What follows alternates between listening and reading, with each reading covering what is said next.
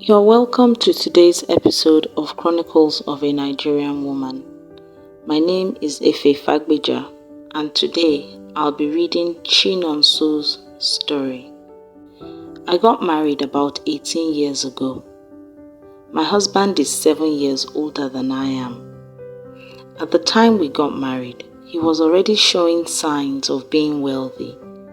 Like a typical Igbo man, he had served under his uncle on his mother's side to learn business. He sold household kitchen appliances. He had owned his own shop for about 2 years and his business was growing fast. It was clear that he would go far in it. We are from the same hometown in Ebonyi State. He went into business right after secondary school, and so he did not go to university. I studied sociology at the Imo State University, and I met my husband just after I graduated. Actually, he saw me at my friend's house and asked about me.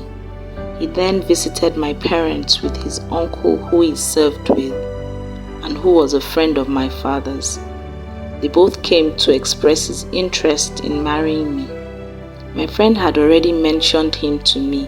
Immediately he asked her about me, and based on what she told me about him, I was interested in getting to know him too. So when my parents told me, I agreed, and so we started a relationship. I went for my youth service a few months after we started dating, and immediately I finished, we started the formalities for our wedding. His business was based in Lagos, and so I moved to join him right after the ceremonies. EBOOK, my husband, was a nice person. He was like a big brother and he treated me very well. The only thing was that he told me from the beginning that he did not want me to work at all. Like I said before, his business was growing quite well, so he gave me everything I needed, plus a monthly stipend for me to spend as I wished. He also sent monthly allowances to my parents. He bought me a car, gave me a driver, and took care of all the expenses at home. I did not lack for anything, and I could not complain at all. We had 3 children, a boy, a girl, and another boy, within 5 years of being married. And I had a domestic help from the village alongside his niece who lived with us. Everything was good, but I started to get very restless as the children grew older and did not need me as much. I had tried to bring up the idea of starting a business with my husband, but he could not see why. As far as he was concerned, he was capable of taking full responsibility for my financial needs, and so I did not need to hustle. But I felt idle and unfulfilled. I barely went anywhere apart from school functions, church, and a few social events from time to time.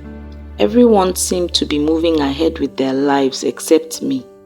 My husband's niece got married, and even the first girl from the village who served as our domestic help had finished secondary school and returned to her parents, and we had brought another one.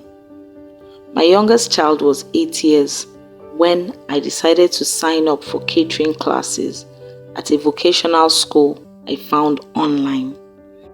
Of course, I kept the classes a secret from my husband. I went after he left for work, and I returned after I picked up the children from school. I did my practical assignments before he returned from work, and he never went into the kitchen, so I did not have too much hiding to do. One day, we had a practical assignment to bake and ice a cake and bring it to class the next day. I finished it and left it in the kitchen as usual. For some reason, my husband went into the kitchen that evening. It was very strange because he never ever went there.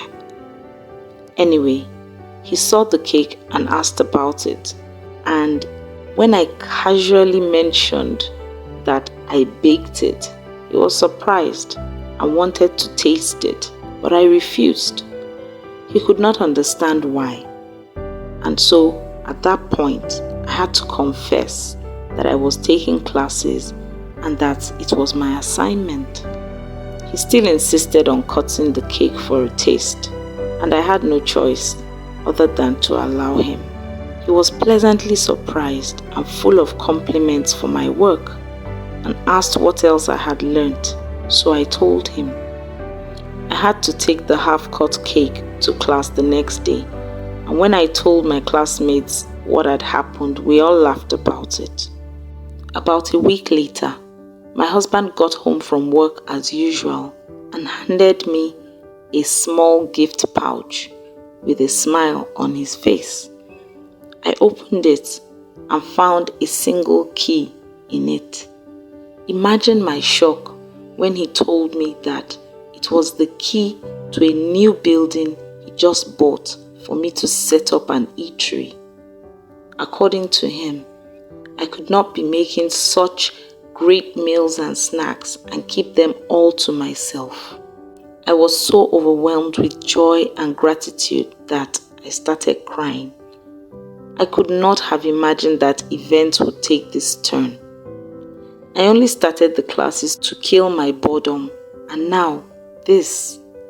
When I visited the building a couple of days later, I was even more pleasantly surprised.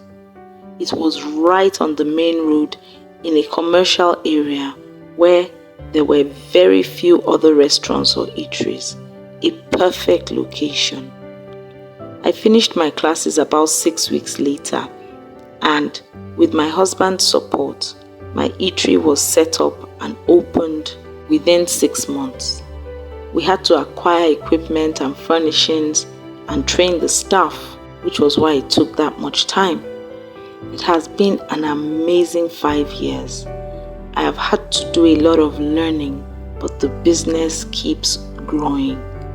I have taken a short course in business management and attended a good number of business seminars, and doing this has expanded my vision and my network.